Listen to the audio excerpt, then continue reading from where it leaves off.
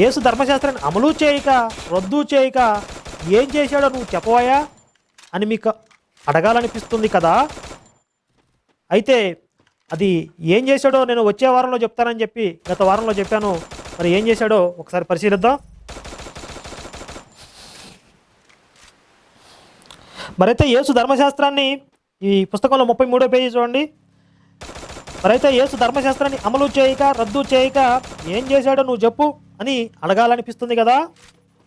అక్కడికే వస్తున్నా. బైబిల్లో ఉన్నది ఉన్నట్లుగా చూస్తే ఏమర్థం అవుతుందంటే, యేసు ధర్మశాస్త్రాన్ని యథాతథంగా అమలు చేయలేదు, మొత్తంగా రద్దు చేయలేదు, అవసరం అనుకున్న చోటల్లా తనకు నచ్చిన రీతిలో సంస్కరించాడు. అది సమాధానం. బేతాళ ప్రశ్నకి సరైన సమాధానం యేసు ధర్మశాస్త్రాన్ని అమలు చేశాడా, రద్దు చేశాడా అనే ప్రశ్నకి సమాధానం యేసు ధర్మశాస్త్రాన్ని అమలు చేయలేదు.